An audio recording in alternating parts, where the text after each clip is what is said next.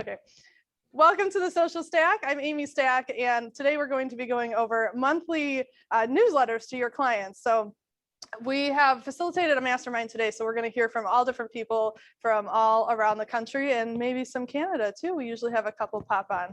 So with that, I would like to start by opening up to see what everybody is looking to get out of today's conversation. Why did you guys come today? What are you looking to learn? Anybody? I want to be convinced that these are a good idea. Ooh, are they a good idea? What else? I want to know how to use social media better to benefit myself. Okay. Anything from inside the room? Nobody wants to talk into the mic. I see how it is. AJ's trying to pass it away. I'm looking for maybe tips to improve what I'm doing already and make it more effective. Okay, more effective. And Clint, you brought up a great point there. Can we just get a feel if you guys want to raise your digital hands or your real hands, whatever, maybe if you want to put it in the chat. Are you currently using a monthly newsletter in your business? Yes or no? 1, 2, we got 2 in the room that are. What about Zoom? No. Let me check the chat here. One yes and a couple and more no's. Okay. And a crying face. Planning to start next month. Okay. So let's start with did I miss any big points that people want to cover? I figured we can talk about platforms, audience, how often to send it, that type of stuff. Amy, yes. one other point, whether it should be digital or physical or both. That was on my list. Good question, Patty. You're always good for a question. I appreciate that. Hey, Amy, it's David from Ohio. Hi, David. Hey there. I was I think it went up really fast being scrolled in the chat, but you know, I think everybody would love to see like an example of a good newsletter, obviously, but also about like what kind of best practices are being used both in creation and distribution for those, whether it's live or digital, and also after you distribute it, what kind of metrics are being used to track any kind of success. I think you hit the nail on the head there, because when you said best practices or like what's good and what's not, I'm like, well, how do you define that, right? What are you looking to get in return for sending these newsletters? Exactly.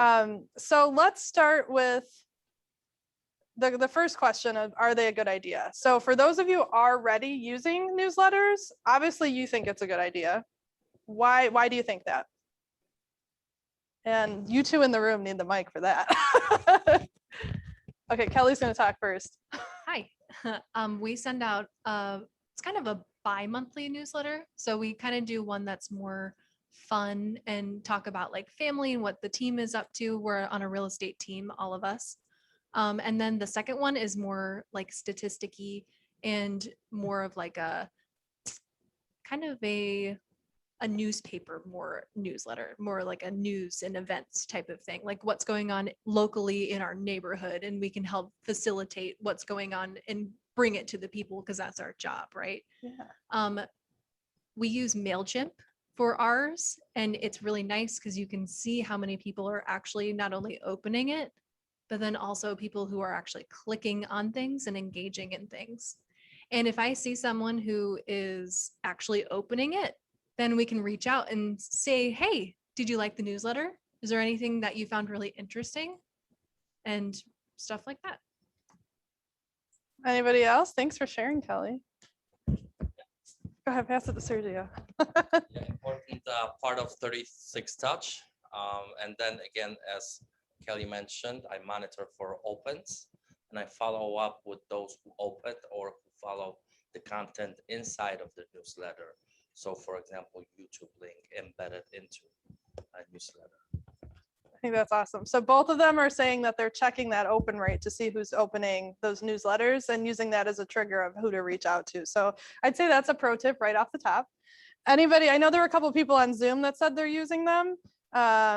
Clint, I know you said you were, could you give us a little insight into your process and why you think they're a good idea? Okay, so I'm a fairly new agent, less than a year. Came into real estate from a totally different industry, and I felt I needed to build my brand and keep myself top of mind with my contacts related to real estate. So did a couple of newsletters by hand and realized that it was way too tedious to do myself. So I found a service that basically creates newsletter content related to real estate on a monthly basis for a nominal price. So I've subscribed to that, and every month I get 2 newsletters. One is a general newsletter, kind of like the other said, kind of like newspaper type content related to home buying or selling, general well-being, interesting facts. I can add articles to that. That's created and facilitated through MailChimp. But the disconnect I have is that MailChimp doesn't tie in very well with Command for different mailing lists. So I do all of my editing in MailChimp, then export the newsletter, import it into Command, and then I can send the newsletter to whoever I want to, whichever mailing list I have in Command. The downside of that is that I have very general metrics with no specifics for tracking in Command. So that's kind of a bummer for me. You know, I can see that, 45 people opened it, 6 people clicked, and 9 bounced or 15 bounced, or varying numbers bounced on any given delivery date. And it's not a steady one, and I don't know which ones are bouncing and for what reasons, because Command doesn't tell us that. Right. And Clint, I see you're an MCTT as well. So that means he does the same thing I do in his market center. So you may already know this, but something that's in labs right now is actually we're building out that stats and report system for the emails. So if you guys are using another platform right now, that's great. I'm not here to tell you to use it through Command. If you found something that you like and it's working well, go ahead and keep doing that. If you guys are looking for another option, Command definitely has the availability to do that. And just like Clint said, there's a great way to be able to, if you have your database tagged, this is all going to go back to who's in your database, right? You can't send it out if you don't know who it's going to and you don't have their contact information. If you've got your database tagged, those groups are really easy to identify right in there. And then of course, a benefit of doing it through Command is that you don't have to have your database in 2 different locations. Like Clint said, right now it's very limited on the reports that you have access to. You can see the numbers that went out and the clicks and everything, but not who performed those actions. And that is what we're building out right now. And we should have access to that this year. I've been told soonish, so maybe summer, but I would say this year would be a safe bet to have access to that. Add in mobile Command. Yes, that and mobile Command. You are correct. So to be able to do it on the go. Yes. That said, I think everybody that said they're doing it spoke. So I think that everybody else is here because you guys are interested. Something is attracting you to the idea of doing a monthly neighborhood news. I said that wrong. A monthly newsletter.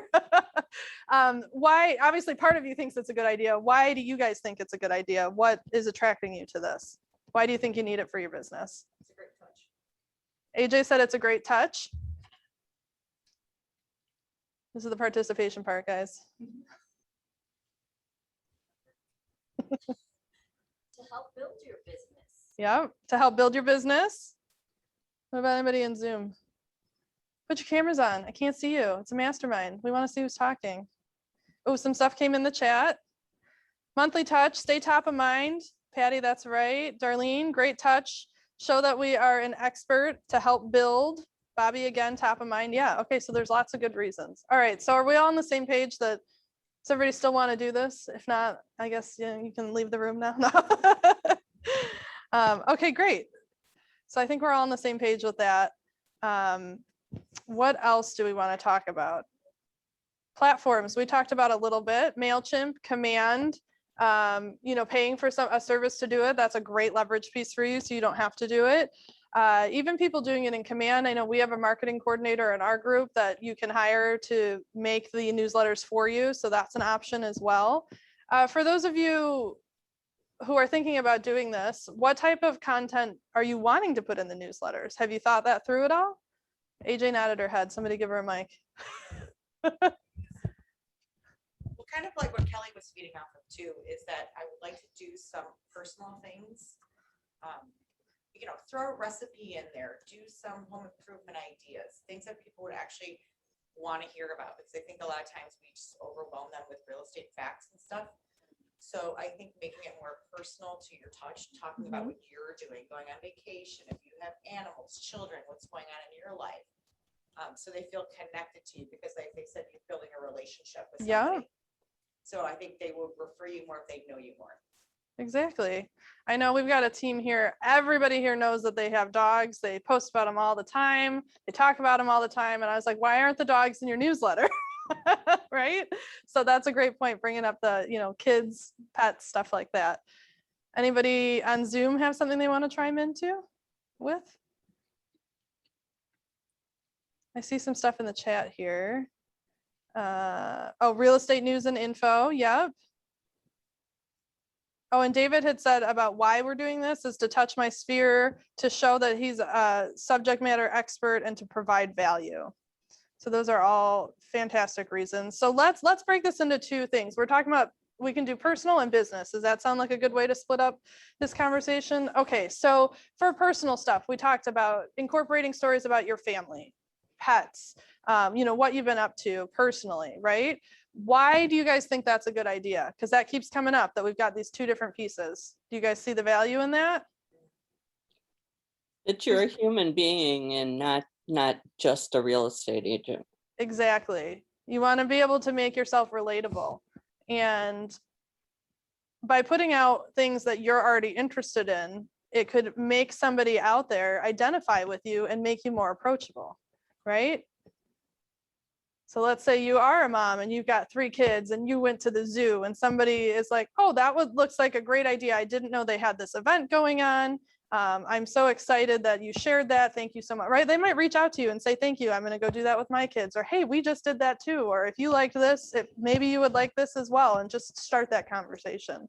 Oh, Kelly has something to say if you want to pass her the mic. So that's a great thing that Amy's saying. Our team leader for our team actually just took her kids to the Morton Arboretum last week, and it shows that she's also familiar with the Lisle area. She goes there with her kids. They enjoy doing an activity, and we tagged the Morton Arboretum in it just so that they could see that we have been there, right? Just kind of helping create those connections with the community, and to show, hey, we're a family and we have fun doing things together. Exactly. And that goes right into the part we had talked about. I think it was David had said he wanted to show up as a local expert, right? Well, if you're doing stuff with your family or yourself in the area, that shows that you know the area, you're ingrained, you are looking to provide value or interact with your community. You're not just trying to get a sale, right? You're not just trying to get a paycheck. You're part of that community as well. I see a bunch of stuff came in the chat. Bobby says that doing the personal stuff shows that we have a life.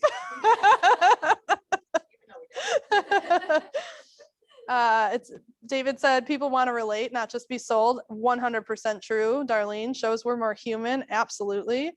David said, do the dogs and the National Taco Day posts so people can relate with you and start conversations in non-real estate areas. Exactly. I know a lot of people tell me they don't want to call people every day because they don't know what to talk about, right? Well, this newsletter is going to give you something you can talk about and possibly bring them to you, right? If they have something they want to share or ask about an experience you had. And then Suzanne said, providing education through posts builds trust too. Absolutely. So I think that's a great segue. Let's talk about the other side of that with education or what's going on in the market. What do you guys think would be good content to share in those areas? Do you have ideas where you want to pull that from? Just a thought thing too. Yeah. I don't know why I just thought about this. Go for it. Incorporating the client into the newsletter by doing your monthly closings. Yes. And have a picture of your client at the closing table and be like, congratulations to this person, and their Yes, that's a great idea. Yeah, get their approval, but incorporating them into the newsletter. Why not, right? You want to celebrate them. They're excited. They're happy with you, right? They just closed on their home or sold, their property and made a bunch of money. That's something to celebrate. And that will show other people how good you are at your job, right? Fun things in the picture. Right, exactly. You can show your personality, use your hashtags. Yes. So what about on Zoom? What do you guys have to say about that? What do you think about incorporating your clients into your newsletters? I think as long as you have their permission, it makes you relatable. It makes it shows you in action, more or less. Yeah, well, and that's absolutely true. Any thoughts on how you can incorporate them in? Like, let's say we have people in all sorts of different production levels, right? Like maybe somebody has one closing every 2 or 3 months, and maybe somebody has 10 closings in a month. How do you incorporate that into your newsletter? What are your thoughts on that? I just think it's more of like, there's a part in there that you can do it. In the newsletter, I don't know how many pages the newsletter are going to be, because we talked about physical copy, Yeah, digital copy. So I know the digital copy is probably not going to maybe have that because we post that anyway on who the closing are, but maybe the physical one.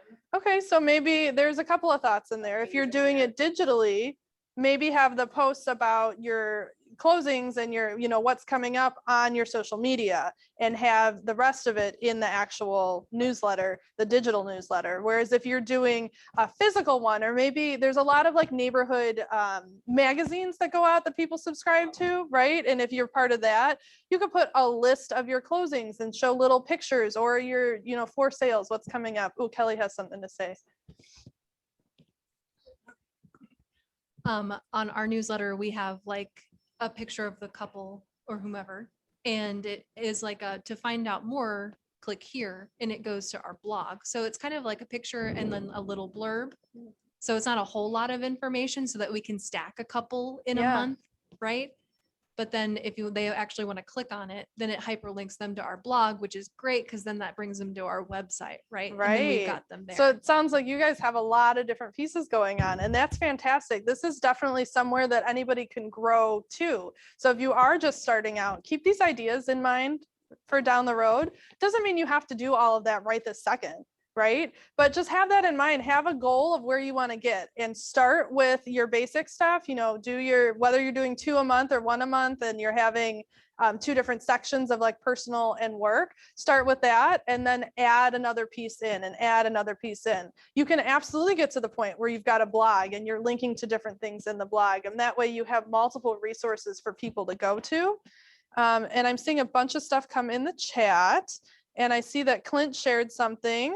So I might have you talk about that in a second.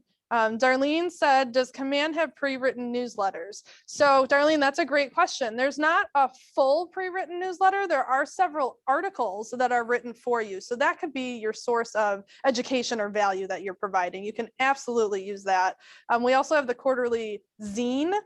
So some people send that magazine once a quarter, and that's got pre-written articles. Some people will break that up. There's 3 articles per quarter, 1 per month, right?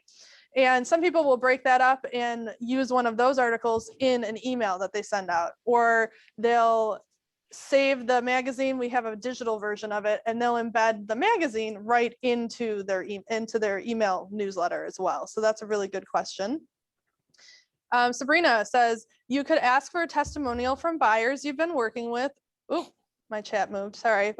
For buyers you've been working with for months about how the process is going and why they have enjoyed working with you. That way, even if you don't have any closings at that month, you still have a client content. That is a brilliant idea. So anybody you're working with can be a resource, right? It doesn't have to be a closing. Thanks for sharing that thought. Clint says he figured showing an example of what he uses. Oh, that's what the PDF is. Okay. So showing an example of what he uses, but not a lot of content. So at least you can, tongue-tied. Command has templates, but not a ton of content. And then I guess I shouldn't say that there's not a ton of content. It's not all in one place. So there's like several independent articles, but there's not necessarily a newsletter template that's got 5 articles in it and a spot for you to drop in your client information. Also in the chat, Bobby says, the success I'm hearing on the golden letter from James Shaw Facebook group reminds me that paper newsletter may have higher impressions and higher engagement, assuming, of course, the follow-up is done. That's a great point. You got to follow up, right, everybody? Everybody's nodding in here. I see nods on Zoom. And I saw somebody with their hand up. There it is, David. Go ahead. I was like, where'd he go? Yeah, no worries, Amy. I'm not an agent. I'm the director of technology in Dublin, Ohio for KW Consultants. So my newsletter is slightly different. I'm actually giving it out to the agents, but follows the same philosophies, wanting to add value.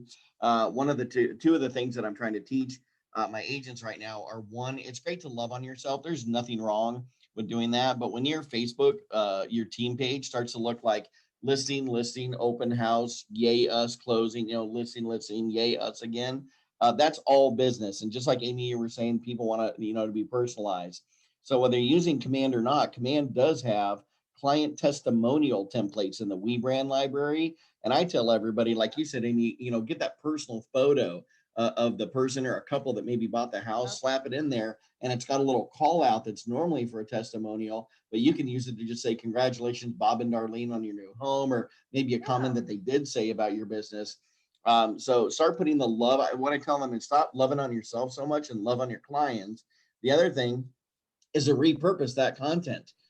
Any of the graphics that are in the WeBrand library can be downloaded. So if Command typically integrates with Facebook and Twitter, but if you're on Instagram or your LinkedIn, geez, I'm brain farting like you, Amy, sorry. Or LinkedIn, other social media not connected to Command, you can upload it there. And another great way to repurpose that is in your newsletter as well. So if you've already done the graphics for one, take that and integrate it into your newsletter as well. It'll build brand consistency, and it'll make sure that you're hitting different audiences with the content as well.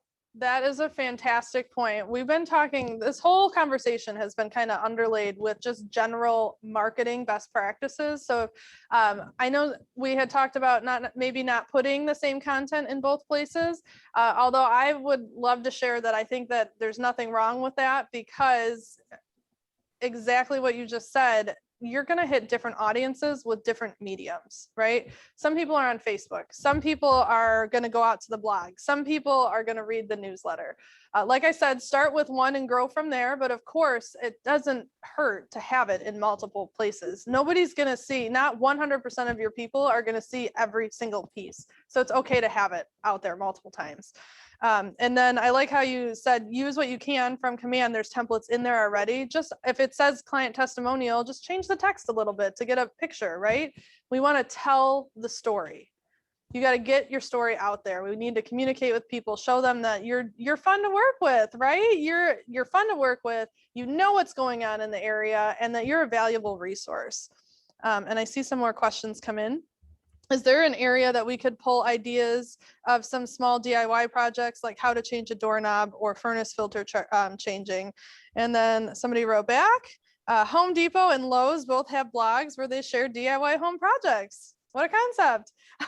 HGTV, DIY channels, they have tons of content like that. Go find like Better Homes and Gardens, all the like physical magazines. A lot of them have stuff online as well that you can follow, and you can get articles from that. Martha Stewart, follow the paint companies, Benjamin Moore, Sherwin-Williams. Go ahead, Kelly.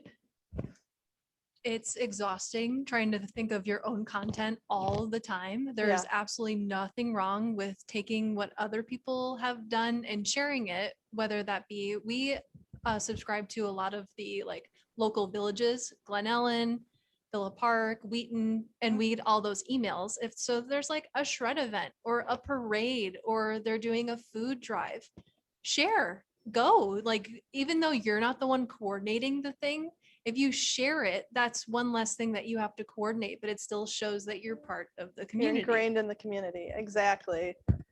And Clint said R&D. Oh, I was going to ask if you guys knew what R&D meant, but he put it in the chat. Rip off and duplicate. And then Suzanne said Pinterest, you can sign up for an email from all of those you just named for free. So lots of great content ideas out there. Don't worry about writing your own. Just maybe have a file with, like, as you see articles, pull them down, maybe save the link, whatever you want. Just don't, I would, again, and we talk about this a lot in all the different classes, but time block, right? So maybe time block 1 day a week to just go search for these articles and save them in one spot. Email them to yourself, copy the link and put it in a Google file, you know, something like that. That way it's just when you're ready to. No, there's nothing wrong with taking them and doing that. You obviously want to credit the source. Yeah, so just say, like, one thing you could do, maybe, I don't know if you guys on Zoom can see. Can you guys see the whiteboard on Zoom? Yes. Okay, let me move this chair out of the way.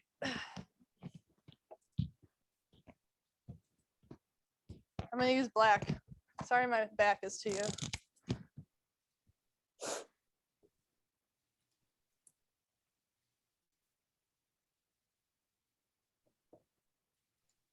Okay, so maybe you've got a really cool article that you want to share and you don't want to just copy and paste a whole article into your newsletter, right? So you can put an image in. You like my mountains, guys? I'm very talented. Put an image in with like a sentence or two of what the article's about, and then a button that says click here to learn more. And you can actually link it straight to the article, and then you don't have to worry about crediting it because it's going to the original source. Now, if you have a blog or something that you populate, that's a great way to utilize that to just get them to another one of your platforms. And then again, you don't have to have the full article in there. Or Kelly mentioned earlier, maybe we have, you know, a client, sorry, that was loud. Maybe you have some client stories you want to share and you have more than one. You could just do something like 3 buttons, right? So click 1, client B, client C, you know, something like that. Maybe one little sentence about each of them, like, you know, one's a veteran, let's hear about their experience. One's a first-time home buyer, let's hear about their experience, right? And just that way you don't have to have 3 full written out articles in your main email or, you know, newsletter. Obviously the clicks are going to be for a digital version, not a print version. But with the print version, you guys can do them a little bit longer because it's like, you know, going to church and you get your little pamphlet of what's going on and you want to kind of flip through it. So that's a, you could, that medium is a little bit easier for longer content. Mike in the chat said, are folks designing these through Command or some other platform? I heard some Command, I heard MailChimp. We have somebody that's paying for a service. Anything else that people are using?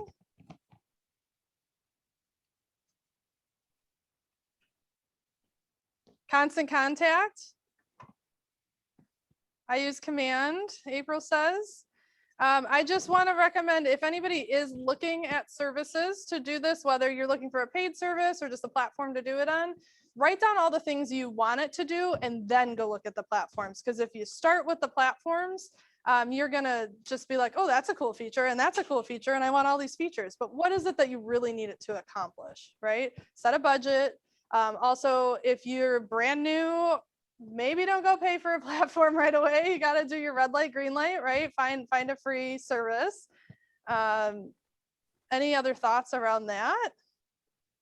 Oh, one other thought about that is make sure you know who owns the platform you're using and who's got access to what data. I'm just gonna throw that out there. You don't want somebody reaching out to your database. I'm not sure. Scott Leroy might. That could be a source. Yeah, I've never looked into it through him. That's a great question. Scott Leroy might be a source for that if you guys are familiar with that. Mike says, I asked because I don't mind creating one manually, but if the functionality isn't there and it's taking way too long as a result, I likely won't get it done because beyond the first time. Exactly. That's a great point. And something I want to bring up about that is that specifically in Command, I mean, you could do this anywhere, but if you guys set up the time to do a little project work and get your template set up one time, it'll take, you know, a little longer, but then every month you have that template and you can just update the content. You don't have to recreate the wheel. You just copy and paste the design. There's usually a duplicate feature. I know there is in Command and MailChimp. And next week, I'm teaching a class on newsletters, and I'll be using the command platform for that. So yeah, it'll all be on Zoom. Yeah, and it'll be on the E2P website to get the link. Yeah, the same time next week, 1 o'clock on Zoom. Well, because I need to share it on the computer. All right, let's see. I also see, that's why I pay for a service, Clint said. Will it be recorded? Yes, all my classes are recorded. They always go on my YouTube channel. What is the website again? e2psuccess.com is our organization here. I'll put it in the chat. And if you guys go to that page and you scroll down, you'll see our calendar of events, and the links and times and everything will be right in there. You're always welcome to pop on. Also, everybody that's on the call today, you'll be on my newsletter now. I send out once a week, I'll send out a letter telling you what's coming up next and the recording from the last class. So, Celia said, didn't KW used to have a professional newsletter we could send every month? So not KW. When we partnered with eEdge, they had something, but it was the same content for every single agent, and it was very broad as far as like national stats. It wasn't super hyper local. That said, if you're looking for something to be local to your area with your stats, you don't even need a newsletter for that. You can use the monthly neighborhood nurture smart plan. It's already built in command for you, and you can set it up for a monthly touch or a bi-monthly. I think it's called bi-weekly. So every other week it'll go out. And that is going to provide stats on the area that your clients live in or that you have set up that you want them to have access to. It's nationwide stats. Anybody on from Canada today? I think we can do Canada, and they're working on expanding into our other countries as well. So that's really good for just keeping people abreast of what's going on in their area. Maybe they're looking for a friend or family member that they want some help with it, and you can set them up on other areas. Or let's say they vacation to the same spot over and over again, or their dream home is, you know, for us, a lot of people move to Florida, right? From Chicago to Florida. So maybe they want to know what's going on in the Florida area. You can give them all that neighborhood information, and it just runs automatically for you. So maybe you could use that as one touch, and then your custom one that's got some more of your personal info and about your local towns, and you know that we have the ideas we've been discussing already for your second touch. All right, what other questions do we have? You guys are quiet today. Well, I guess you're chatting. Nobody wants to unmute and talk. Patty said, for those that are doing newsletters, what is the best practice for length in pages for a newsletter? So I'm guessing we're talking about a physical copy, correct, Patty?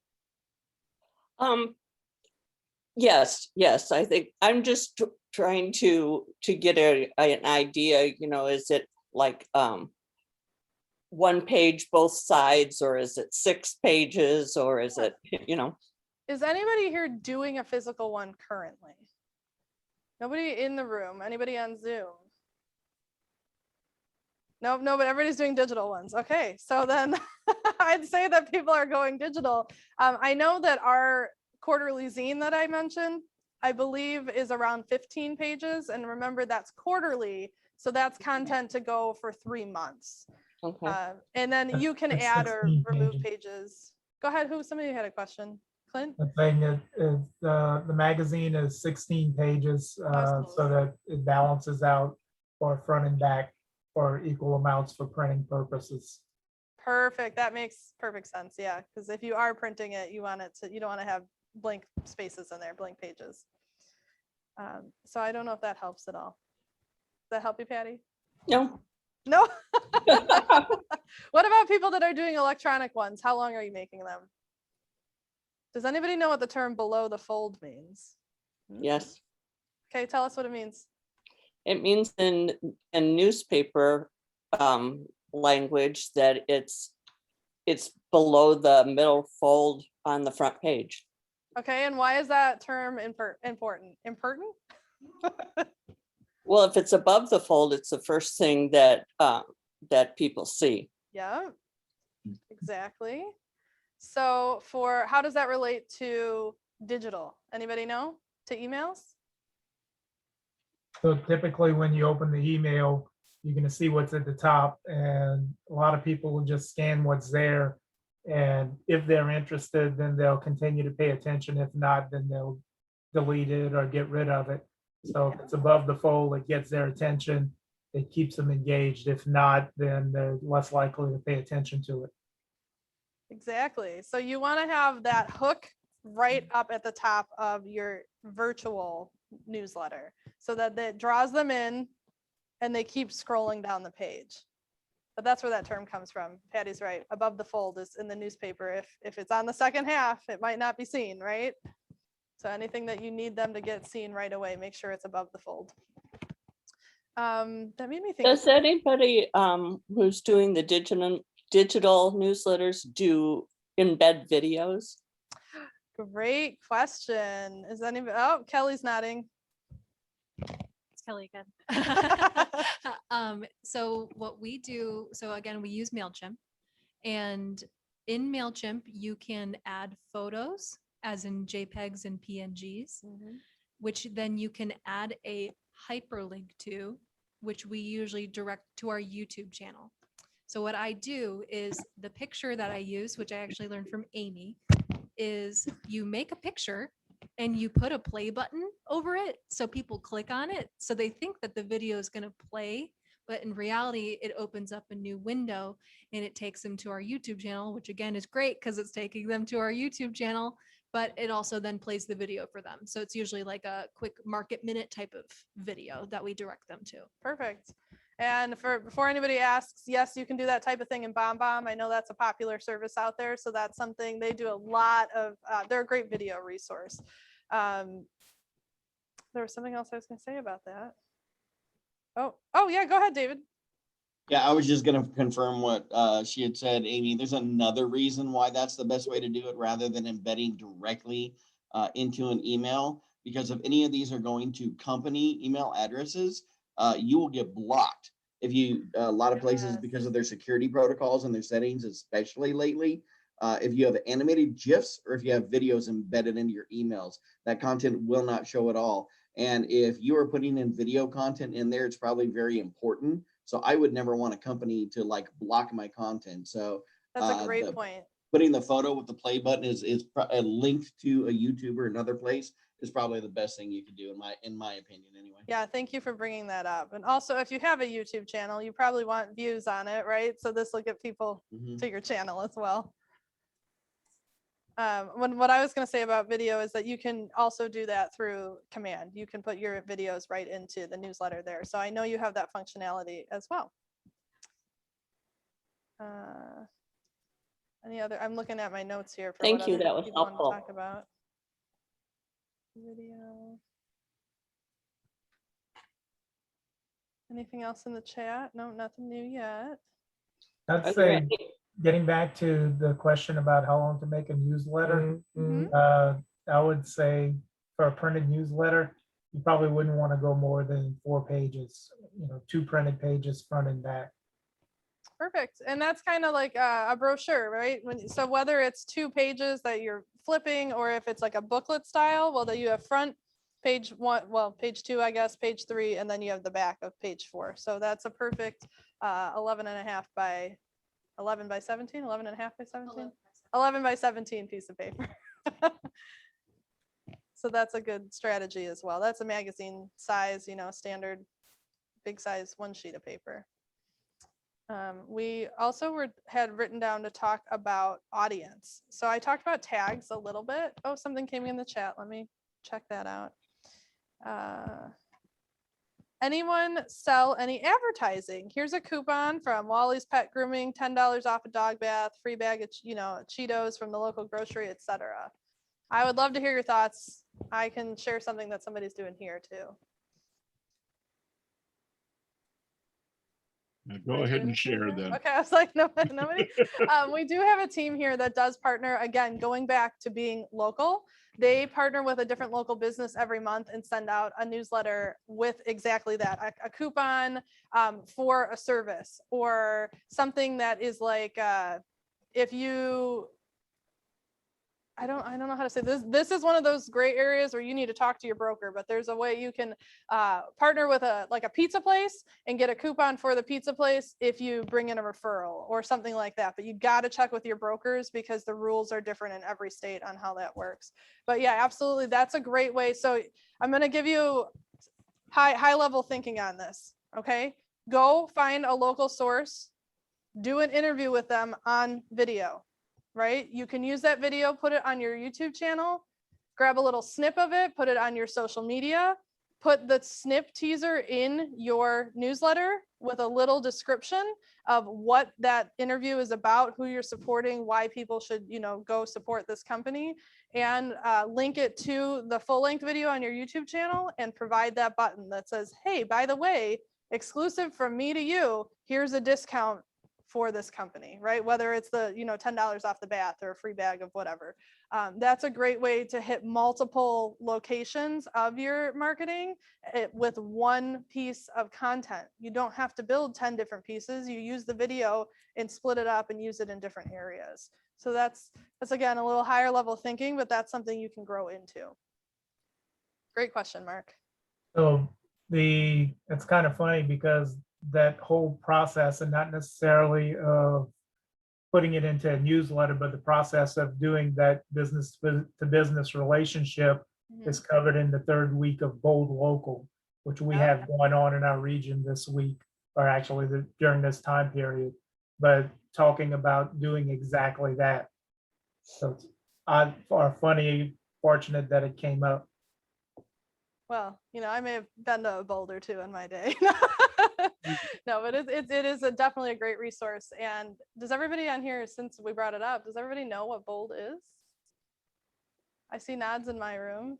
Yeah. You guys can't see it on Zoom, but the back of our training room is all the Bold laws.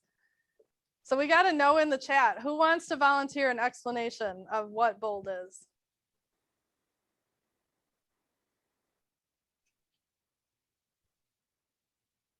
I'm okay just sitting here until somebody speaks out. Yeah, you're gonna have to pick somebody. Oh, somebody just popped up on the screen.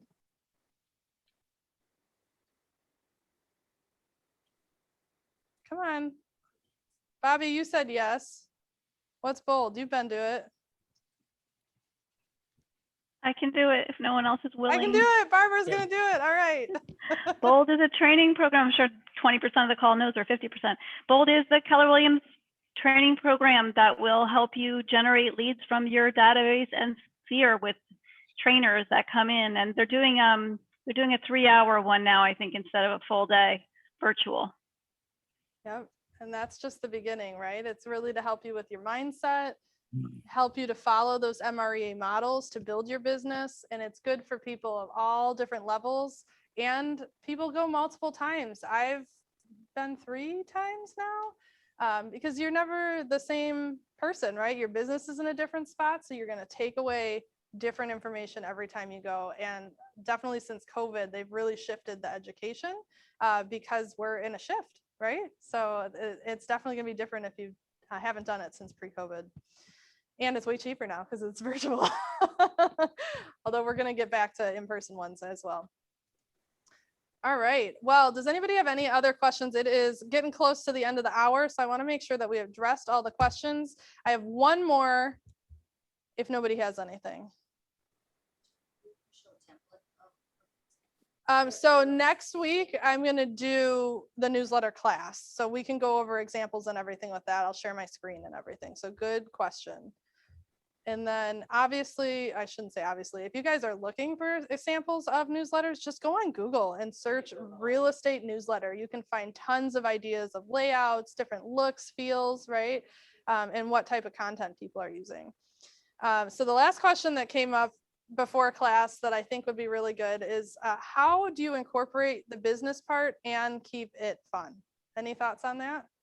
Because people don't necessarily want like market stats, closing, right? How do you keep that fun? And we talked about it a little bit already.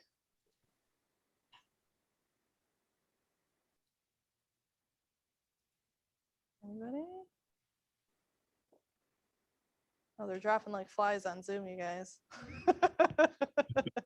Like Kelly said earlier, that they do a personal and a business one, Yes. incorporating about your area or about yourself, unless you're a terribly boring person, would help keep it fun. Yep. And like AJ had said earlier, with having fun pictures of you and your clients together, right? Making it relatable. I personally do a lot of, so I'm not an agent, in case anybody didn't know that, but I do a lot of work on my own house. So if you guys are doing something like that in your own house, that's very relatable to the industry, right? Or if you redo a room or something, that's bringing the personal and kind of the fun side of the industry into it. So just think of ways, think about stuff like that, or when you're out on town, you know. Hey, Amy, Yes. what was the question? How to find balance between the professional and the personal? Is that Yeah, correct? and how to share some stuff that is professional, but still keep Yeah. it fun and interesting. I did a good class on basically hashtags. I literally had an agent ask me, what the heck is a hashtag and why do I even care? Yes. And so I literally named the class that. But really, we got into some social media stuff, and really, what to me, anyways, what I was trying to teach them is to break out of that professional. You definitely want that because you're a business person, but find out what it's going to be different for everybody. There's no equation because each of us have what I call wheelhouses. Okay. I'm a veteran, so I'm very involved in veteran stuff. Okay. I also have I'm not an agent like you, but I have a side travel business. So anything associated with travel, I am all about that. I'm also a foodie, so I put food stuff all the time. I'm one of those annoying people you see at the restaurant. We call it plating, where you arrange things to make it look good, you know? I also do yoga and stand-up paddleboarding, which also gets into the travel stuff. So find out what those areas of like fun and like passion are in your life and get them. You can get them to associate with real estate for the most part, but then leave a little bit of fun. So if you want to go more professional and throw in a couple fun things to make it fun, that's cool. If you want to go like really fun and whimsical, but have an intro and remind everybody you're a real estate professional, or have it at the end as a footer. If you haven't yet, check out Ken Pozak, his YouTube channel down in Orlando. He moved down there, didn't know anybody, spent literally like tons of money doing every advertising thing. And he finally decided, you know what? I'm going to talk to people about Orlando. There's Disney World, there's SeaWorld.